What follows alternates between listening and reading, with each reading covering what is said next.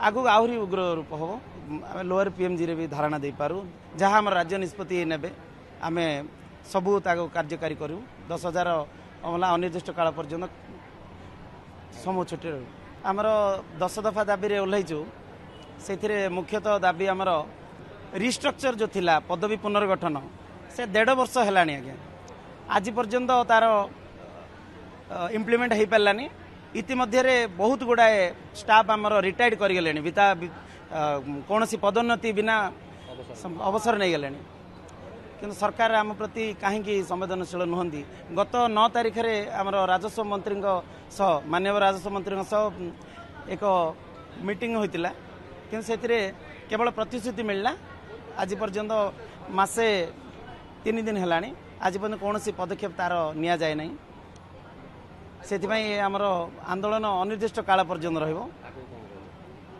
आगु आहरी उग्र रूप हम आम लोअर पीएमजी रे भी धारणा दे पारू जहाँ आम राज्य निष्पत्ति ने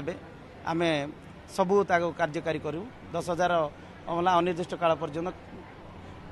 समूह छुट्टी रू देखु आम सब प्रकार काम करूँ अन्य मानकर जो अधिक जो कर्मचारी मान अच्छा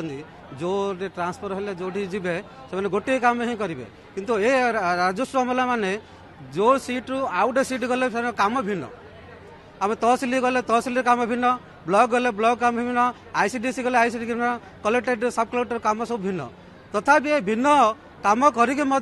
आज स्वल्प दरमा भितर आम जो राजस्व अमला मान चलुचु सरकार अवगत 2015-3-2024 मसीह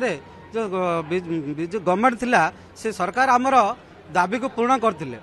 किंतु वर्तमान सुधा ए सरकार बदलला किंतु ए वर्तमान सुधा ए सरकार आमर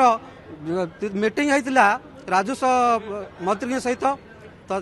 से प्रतिश्रुति देते जे अल्प दिन भितर आपणकर किसी परिवर्तन आम करचु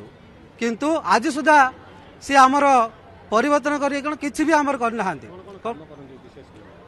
स्वास्थ्य बीमा आमको निहाती दरकार जेहेतु ये स्वल्प दरमा जनकर जदि रोग है मिनिमम बहुत पैसा खर्च होची